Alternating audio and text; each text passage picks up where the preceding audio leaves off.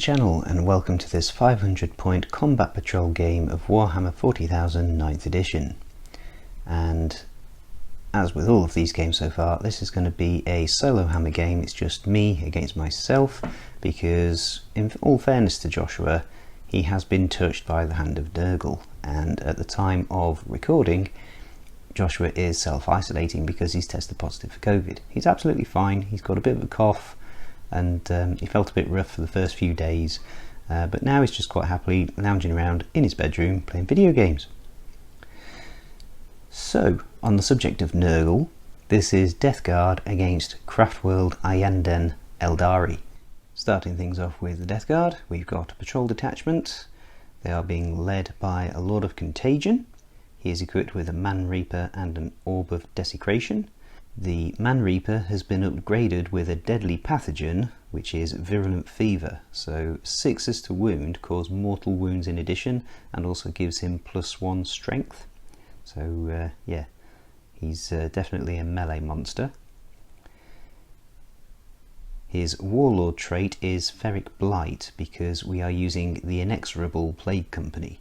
Ferric Blight is another contagion ability, and any enemy unit within contagion range of him, if a friendly Plague Company unit attacks that enemy unit, then they get an extra AP -1 on their weapons.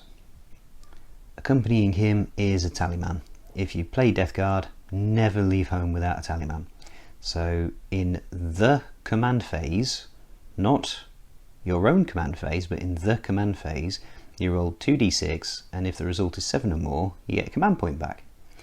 And everybody I've seen playing Death Guard with a Taliman take it literally, so it's the command phase, so that includes your opponent's command phase as well as your own. So that's a potential for 10 extra command points over the course of a game. I do have to say that my Taliman doesn't really follow the laws of probability, and he's not actually very good at getting me command points back. There was one game I used him in, and of a potential 9 command points he could have got me back, he got me 2. Which leads me on to a slight segue into why I'm using these two particular armies.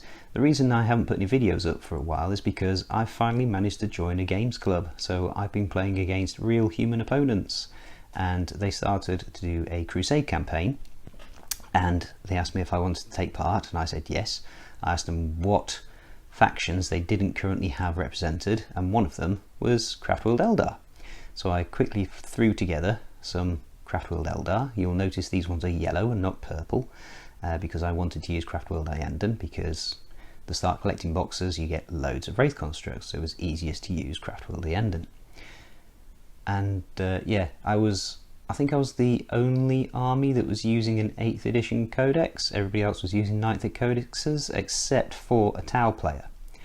Tau player tabled me, and everybody else was pretty much walking all over me as well, to the point where they said, to be honest, it's not a lot of fun playing you because we start to feel bad when we inflict such massive losses on you.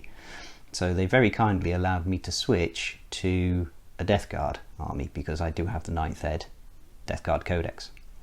So yeah, I've been using my Death Guard. So effectively in front of you are my 2 Crusade armies, but obviously the Crusade armies were slightly bigger, but that's a bit of a tangent. So the Taliman has got the army's relic, which is the Tollkeeper relic, and that's specific for Talimen. And what that does is it's an aura ability, and while a friendly Plague Company core unit is within 6 inches of the bearer, each time a model in that unit makes a ranged attack, an unmodified hit roll of 6 scores 1 additional hit. And he's also got his malicious calculation ability, which is in your command phase, this model can tally for 1 friendly Plague Company core unit within 6 inches of it. Essentially it's +1 to attacks. And by that I mean +1 to the attack's hit rolls. So, moving on to the Plague Marines.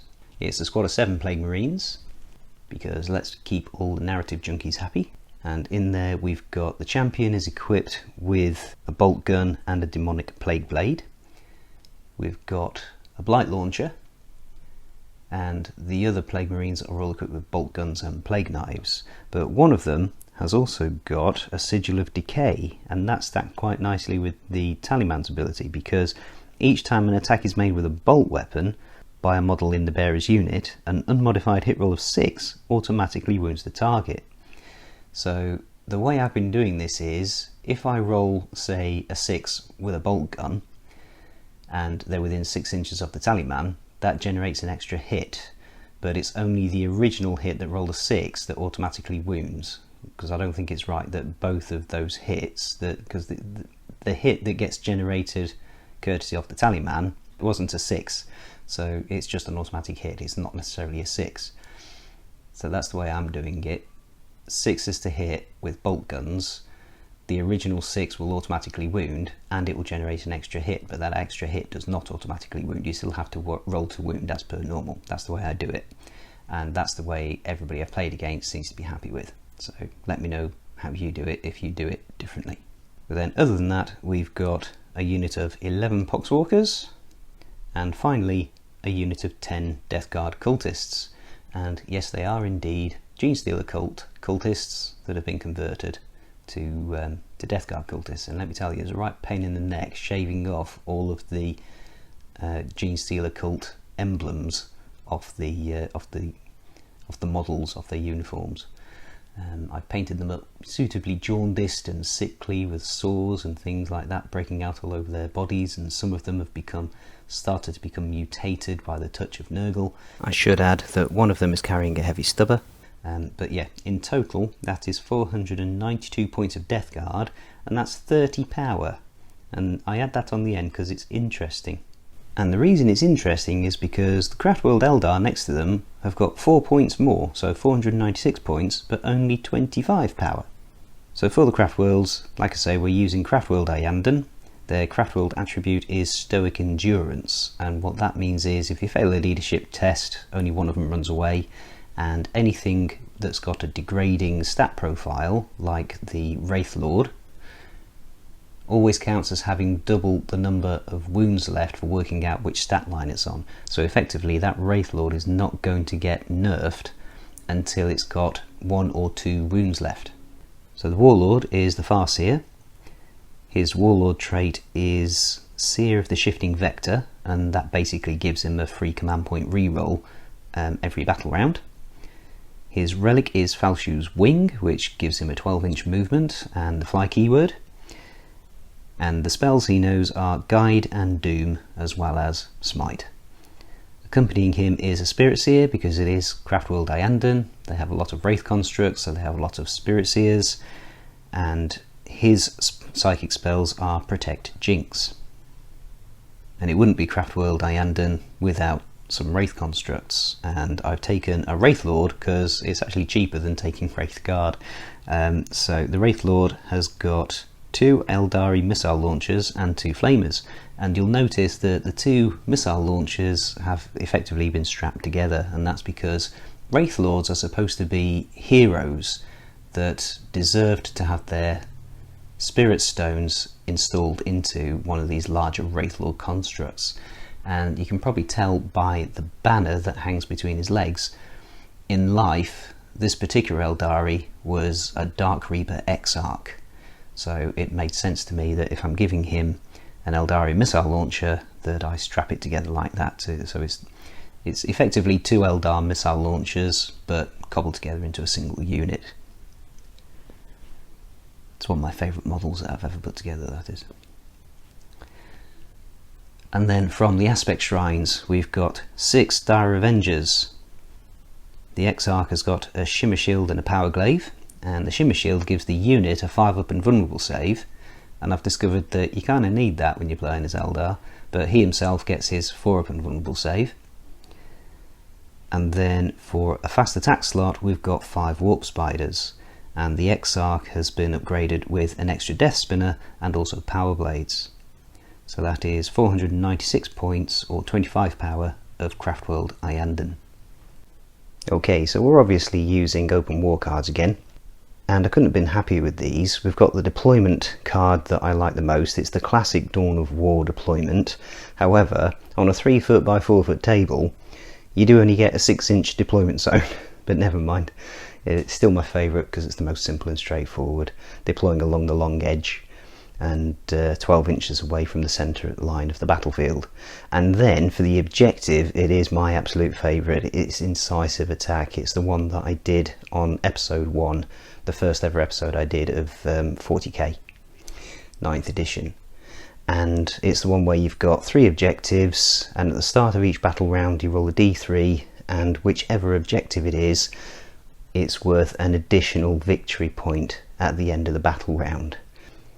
And it's a scenario where going second actually is better, because you can then gun the opponent off the primary objective and try and score it yourself. So that is the mission, that is the setup. I'm not using any twists or ruses or anything like that, simply because for myself it's just an extra layer of complication in an already complicated game set. So let's move on to deployment. So we've got our 3 objectives. We've got one in the centre, one towards the bottom left, and one towards the top right. They have to be 9 inches away from each other and 6 inches from any battlefield edge. We've got the Death Guard. They've deployed with their Plague Marines, the Lord of Contagion and the Tallyman in the centre here, obviously getting ready to march forward onto that centre objective. The Cultists are deployed next to them, ready to rush around on this flank up towards objective 3, and over on the left flank are the Poxwalkers, ready to head on to objective 2. For Craftworld Iyanden, the Warp Spiders have deployed on the extreme right flank, and then everybody else is huddled up in the centre behind this large piece of obscuring terrain.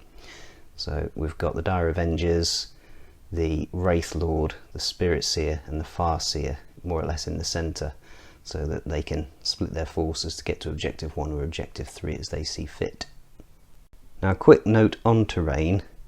Now when I put this lot together, the way I intended to use it was the tall buildings can be obscuring, so they're more than 5 inches high, so even though they're full of windows you can't see through them to the other side, but you can see something that's inside them.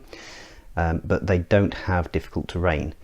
However, I made the crater sections separate, so these bombed out areas in the middle, little squares and in some cases oblongs, we're going to treat those sections as craters, and if the majority of the unit or the majority of the model is in that particular type of terrain, then it will be classed as in the crater or in the ruin respectively. Okay, so we've got some craters in the centre, we've got a crater here that some of the Death Guard are deployed on, and we've got this crater over here, but everything else is simply a ruined building. Going to roll off the first turn, or to see who has option of first turn, and obviously yellow is for the Craftworlds and green is for the Death Guard, and the Death Guard have won, and I think they're going to elect to go second. Tell you what, let's fully randomise it, shall we? Odds, they'll go first. Evens, they'll go second. Odds, they're going to take the first turn. Right, and let's see which objective is going to be the active one for the first battle round. That's objective 2, so that's the one on the left flank from the Death Guard's perspective. It's the end of the Death Guard turn, and essentially there's not a lot to report on. Everything advanced pretty much. So the Poxwalkers advanced towards the objective 2. I should say in the command phase, the Tallyman failed to give us a command point. He's good at that, my Tallyman, or rather he's bad at that. He's not very good at giving me command points. But yeah, the Poxwalkers rolled a 1 for their advance, so I had to spend a command point to re-roll that, and we got a 3. So they are now just, that lead Poxwalker is just within 3 inches of objective 2. The Plague Marines advanced, also got a 3. The Tallyman advanced, I don't know if you can see the die, but he got a 5. Lord of Contagion got a 3 as well. And then the Cultists just simply moved into this building for cover. I did contemplate advancing them as well, but that would have left them pretty much out in the open. I suppose I could have advanced them over behind that building, but I thought for now let's just leave them cowering in the building. So that's it, there's nothing to shoot at, even though the Blight Launcher is an assault weapon, because everything is behind an obscuring piece of terrain. So going into Eldar turn 1. Okay, we're at the end of the Eldar movement phase. The Wraith Lord has moved on to objective 3. The warp spiders used their warp jump generator and got into that building. They could have made it down onto objective 1, but then they'd have been in the open, and the poxwalkers have got objective secured. So yeah, for now they're in that building and they're going to try and whittle them down a little bit. In the centre, or I should say in the command phase, Tallyman got a command point for the Death Guard. And speaking of command points, the Dire Avengers had to spend a command point to re-roll their advance roll, because they rolled a 1 for their advance as well, and they got a 3. So a little bit of history repeating itself. And that's got them just within 3 inches of that centre objective.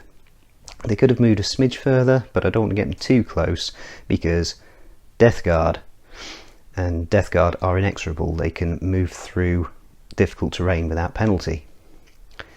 And the 2 Psychers have moved up behind the Dire Avengers, which leads us into the Psychic phase. In the Psychic phase, the Farseer started off by casting Doom on the Plague Marines, and that passed. He then went to cast Guide on the Dire Avengers, and that failed. And we used his relic to re-roll a psychic roll per turn, and it still failed. So I then spent a command point so we could use a 3rd psychic spell, and we tried to cast Smite, and that failed. And I used his Runes of the Farseer to re-roll it, and it still failed. So far he's 1 for 5 attempts at casting psychic spells. The Spirit Seer tried to cast Jinx on the Death Guard and failed. So I then spent another command point to re-roll it, and finally it passed. So at the moment those Plague Marines are doomed and jinxed, and that leads us nicely into the shooting phase. It's the end of the battle round, and to talk you through the shooting phase, the Wraith Lord fired in with its missile launchers at the cultists and killed 1. The Dire Avengers fired in on the Plague Marines and killed 2 and put 1 down to 1 wound. That's the one in the centre towards the nearest to the Tallyman. And then over on the other flank, the Warp Spiders managed to take down 3 Poxwalkers. The cultists passed their leadership check. They would have failed on a 6, but they're all at 3. And that effectively wraps up the first battle round. So at the end of the first battle round, the Death Guard get 2 points for being on the active objective, and the Eldar get 2 points for being on the other 2 objectives. At the start of battle round 2, the active objective is going to be objective 2 again. It's the end of the Death Guard movement phase. In the command phase, the Tallyman did give us a command point back, which put us up to 6. And I then spent 2 command points on Flash Outbreak, and that enables us to treat the battle round as being 1 higher for the purposes of the contagion range. I forgot to add that it also allows you to pick a friendly Plague Company unit. In this case I chose the Plague Marines, and effectively they get the Warlord's Warlord trait, because in this case the Warlord trait is a contagion. So anything in contagion range of the Plague Marines, friendly Plague Company units will get an extra AP -1. And on these smaller boards, that's really quite important. With the Lord of Contagion having +3 to his contagion range anyway, it means those Dire Avengers are now within his contagion range, and they're also within the contagion range of the Plague Marines, because they're just under 6 inches away from the Plague Marines, and they're certainly within 9 inches of the Lord of Contagion, because in battle round 1 the contagion range is 1 inch, in battle round 2 it's 3 inches, but the Flash Outbreak allows you to treat the battle round as being 1 higher, which would be 6 inches. The Poxwalkers have advanced to further consolidate objective 2, and the cultists have moved out of the building, heading up on their suicide run up towards objective 3. So going into the shooting phase for the Death Guard. We started the shooting phase with the cultists. They fired everything in at the Wraith Lord and everything missed and or didn't wound. Very different story in the centre though. The Plague Marines unloaded into the Dire Avengers and you will notice a distinct lack of Dire Avengers. Yeah, they got absolutely murderized. So going into the charge phase, the Plague Marines are going to charge the Farseer. Now then, how would you have done it? Because the Plague Marines charged in, but only 3 of them could get within engagement range of the Farseer. This guy is in a crater and there's a wall between him and the Farseer. It's in a different piece of terrain. Now, would you have classed that as a barricade, in which case you only needed to get within 2 inches? I wasn't sure, so for the benefit of the doubt, I just treated him as not being able to reach the Farseer. And there was another one there as well, but I'll explain that in a second. But anyway, 3 of the Plague Marines were within engagement range of the Farseer, and the Spirit Seer obviously heroically intervened at the end of the charge phase. The Plague Marines, the Death Guard, spent a command point on trench fighters to give them an extra attack each with the Plague Knives, so that effectively meant 9 attacks going into the Farseer. And when the dust settled, the Farseer had lost 3 wounds. He's on 2 wounds remaining.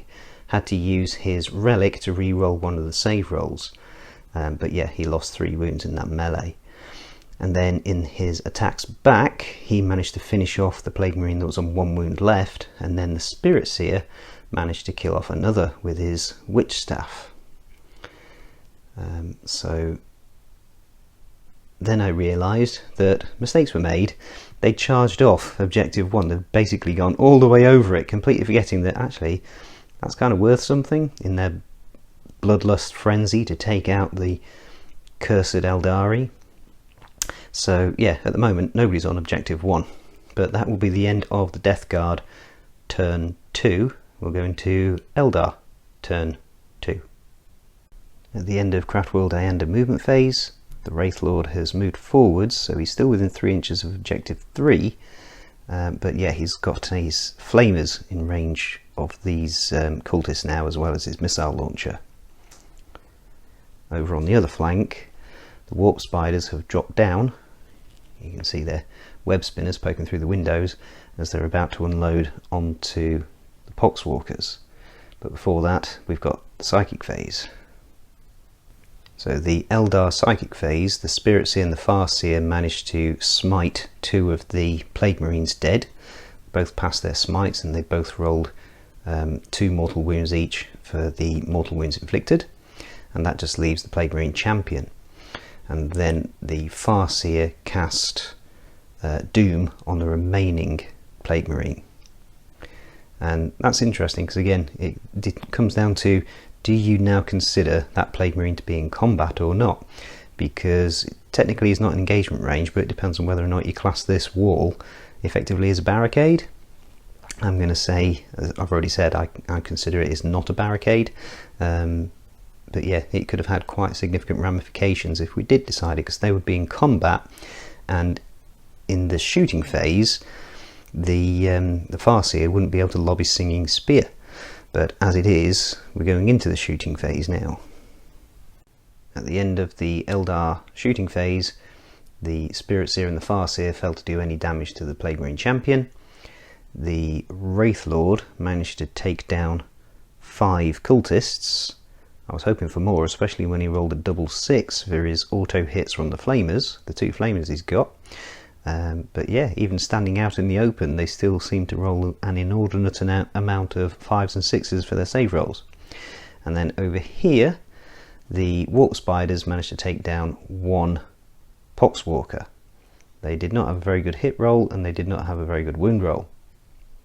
And should really get rid of that 2 that was their advance roll for the Poxwalkers earlier in the battle round.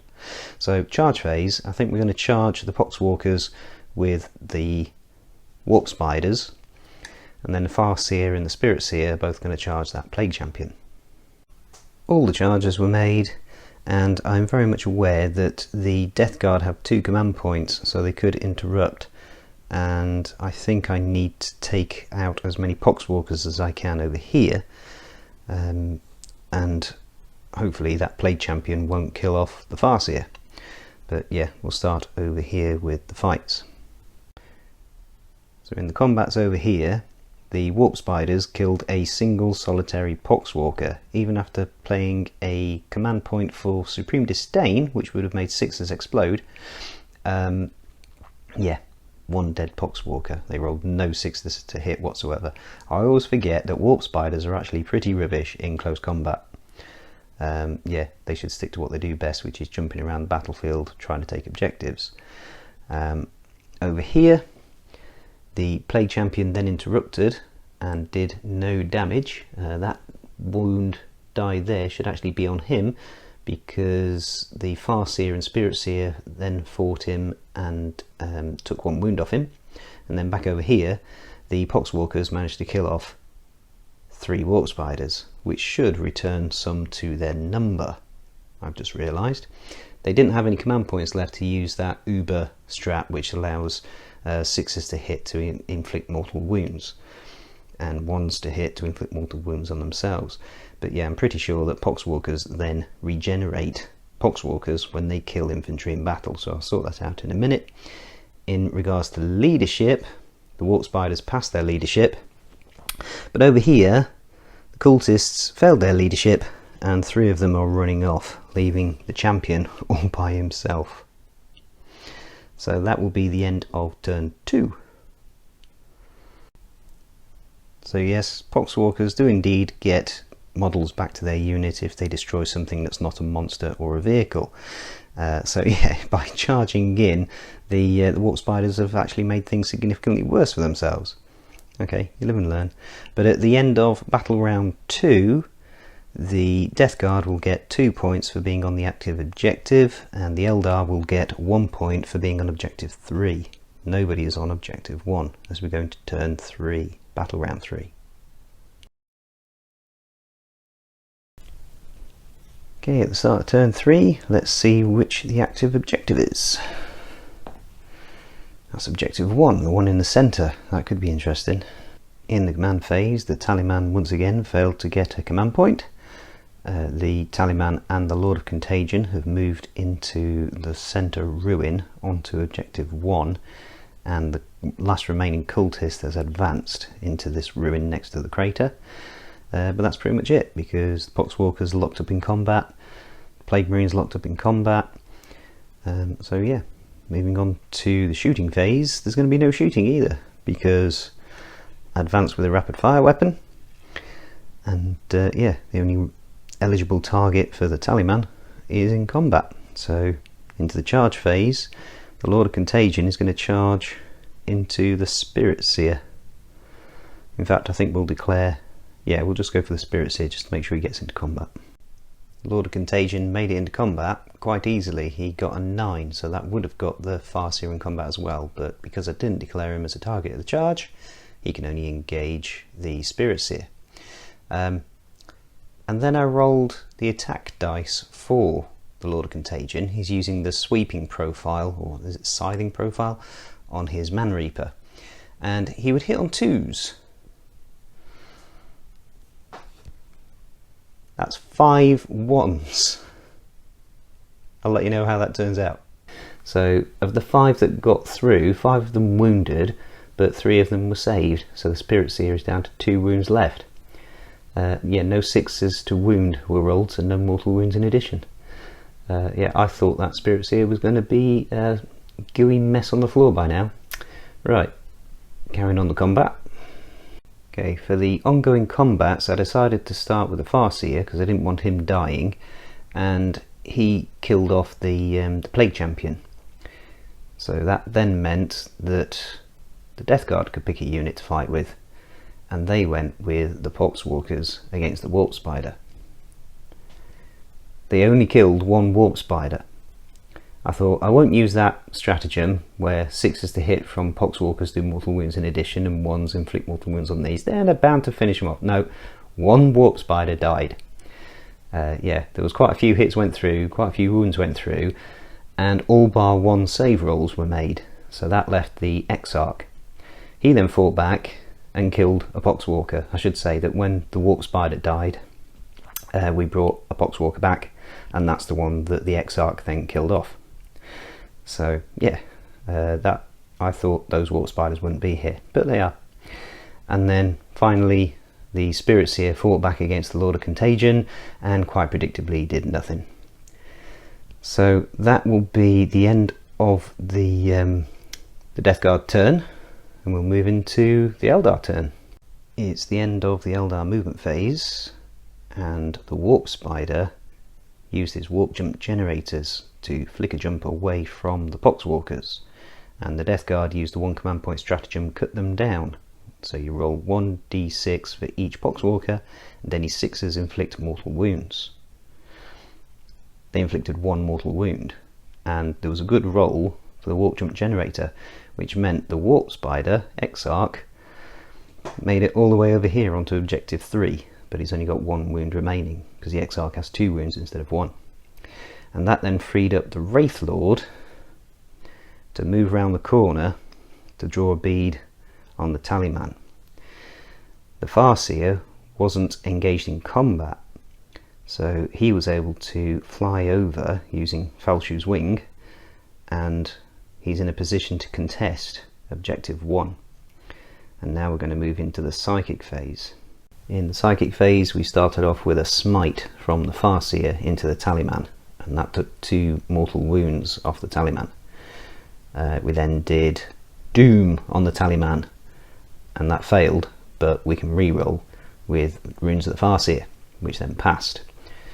And then spent a command point to cast another psychic power, which was Guide, and we cast Guide on the Wraith Lord, and that passed.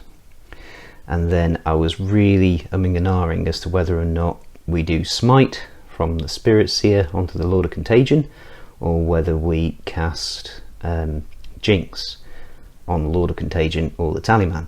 In the end I went for a Smite on the Lord of Contagion because it's only casting value of 6, and it passed, but only 1 mortal wound caused on the Lord of Contagion.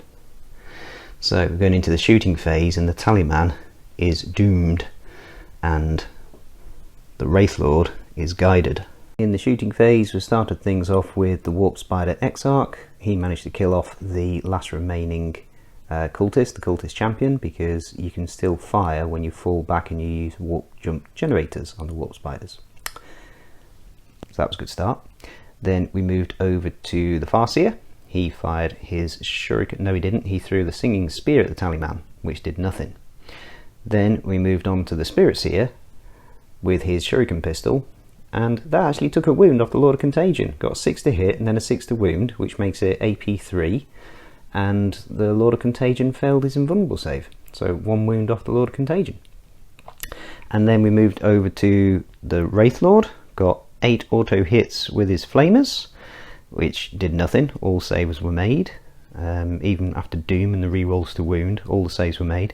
And then the 2 shots from the missile launcher, we went for the crack variant, the Sunburst I think it's called. So yeah, the anti-tank version, both hit, both wounded, 1 save was made, and then we rolled a 2 for a d6 damage, which reduces down to 1 because of Disgustingly Resilient. So after all that, the Tallyman is still there with 1 wound left. So I'm going into the charge phase. I'm going to declare a charge with the Farseer and the Wraith Lord charging into the Tallyman. There's no command points for Overwatch. It's the end of the turn, and you can probably guess what's happened from the screen. But the Wraith Lord failed the charge, the Farseer succeeded in the charge and then managed to kill off the Tallyman. And then the Lord of Contagion was this time able to kill off the Spirit Seer simply by rolling 2 6s to wound, which was 2 mortal wounds. That was enough to finish off the Spirit Seer, and he's then consolidated into the Farseer. So they are engaged at the moment, and they are both now contesting objective 1. So at the end of battle round 3, the Death Guard will get a point for being on objective 2, and the Eldar will get a point for being on objective 3, but nobody gets the bonus points for being on objective 1 because it's contested. At the start of Battle Round 4, the Death Guard are currently on 5 points and the Eldar are on 4 points. Let's find out which one the active objective is for this battle round. That's still objective 1 in the centre. In the movement phase, the Poxwalkers simply repositioned on objective 2, just backing off a bit away from the Wraith Lord. Not that I think that's going to make much difference, but if the Death Guard can hold objective 1 and objective 2, that will be 3 points for them at the end of the round, and that will probably then put the game out of reach for the Eldar. But before that happens, we've got the fight phase, and yeah, I don't think the Farseer can finish off the Lord of Contagion, but he will at least get to fight first because he's the defender in the ongoing combat. Yeah, the Farseer failed to do any damage to the Lord of Contagion. Lord of Contagion struck back with his Scything Attack, and 9 of the 10 attacks hit, and all of them wounded, with 2 mortal wounds in addition. The Farseer managed to ignore one of those using his Ghost Helm, but then, yeah, inevitably failed at least one, in fact failed 4 or 5 of the 4 invulnerable saves, and that was enough to finish him off. So that would be the end of the Death Guard's turn. Now let's go into the Eldar turn. The Wraith Lord has moved in as far as he can get to contest objective 1. There's no psychic phase because all our psychers are no longer, and the Warp Spider has stayed still, so he's on objective 3. So he will not be able to shoot at the Lord of Contagion because of the obstructing building in the way. However, the Wraith Lord can put all of his firepower into the Lord of Contagion, although the Lord of Contagion has got a 2-up save sat where he is. After all the shooting, 1 wound has been taken off the Lord of Contagion. We got 8 auto hits from the Flamers, none of them wounded. No, I tell a lie, 1 of them wounded, but save was made. And then 2 Starburst missiles from the missile launchers. 1 of them missed, so I re-rolled using the command point, and it still missed. The other one wounded, armor save was failed, and a roll of a 5 or a 6 on the damage would have killed the Lord of Contagion. We rolled a 2, so we're disgustingly resilient. That's down to 1. So the Lord of Contagion is still there, so the Wraith Lord is going to charge the Lord of Contagion. The Wraith Lord gets 4 attacks. He hit twice, and both of the hits failed to wound. However, the Lord of Contagion spent a command point on Vermid Whispers, which gives Terminators, and he is a Terminator, +1 to hit. And he then used the Cleave profile rather than the Scything profile, because that's the one that does more damage. But it's only 5 attacks, only 3 of them hit, and of the 3 that hit, only 1 of them wounded, and that put 2 damage through onto the Wraith Lord. So that objective is still contested as we go into Battle Round 5. The Death Guard will get 1 victory point for holding objective 2. The Eldar will get a victory point for holding objective 3. So for the final battle round 5, which is the active objective? Objective 2, that's one the Poxwalkers are on.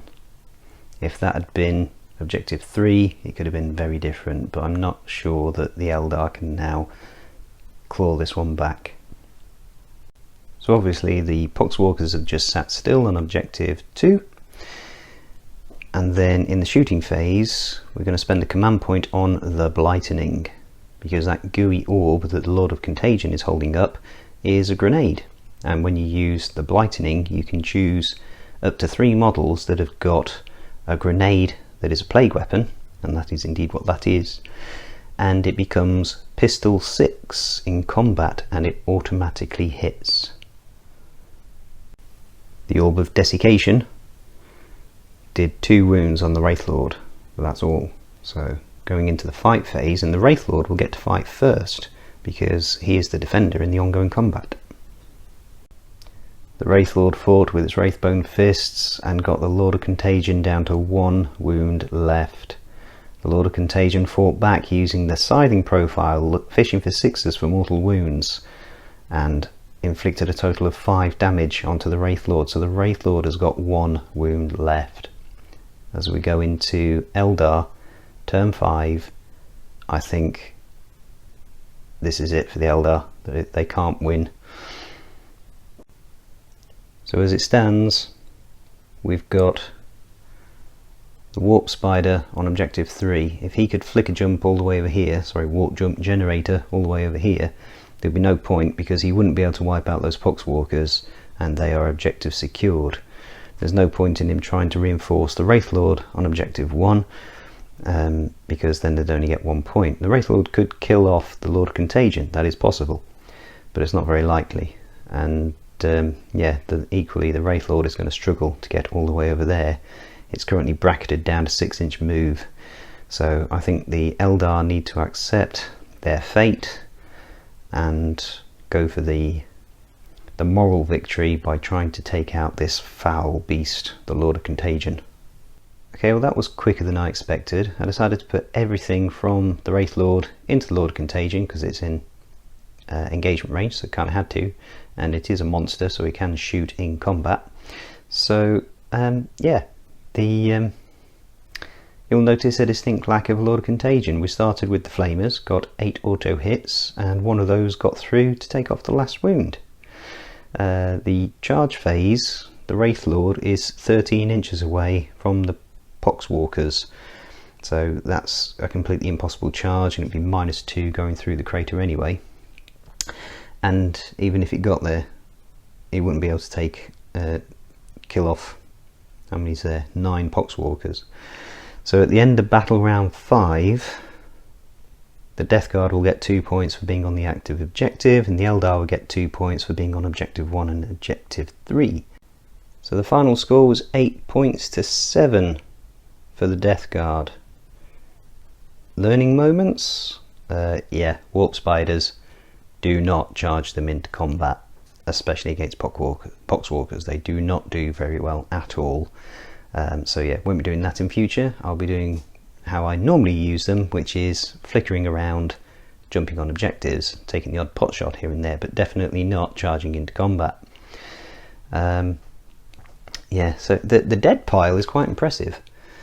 So the Eldar took out a full squad of 7 Plague Marines, a Lord of Contagion, a full squad of 10 cultists and a Tallyman, and a couple of Poxwalkers. And obviously in return they lost quite a significant chunk of their own army. They've only got 2 models left on the board. But yeah, we lost the Spirit Seer, the Farseer, 4 of the Warp Spiders, and all of the Dire Avengers. In fact, if you look at it, the Eldar have only got 2 wounds left on the board. There's only 1 wound left on that Wraith Lord and 1 wound left on that Warp Spider. Whereas there's, what, 9 wounds over here for the Poxwalkers. But anyway, I particularly like that. I think turn 3 was particularly exciting when we got that active objective in the middle. Yeah, I enjoyed that. It was a good game. It's just a shame that for the Eldar that objective 3 never came up as the active objective, but that's the nature of this one. It is one of my favourite scenarios. It's difficult for the player that goes first, but the player that goes first in this particular occasion came off with the win. So thank you very much for watching. In the meantime, keep safe. Please continue to like, comment and subscribe, and until next time, God bless.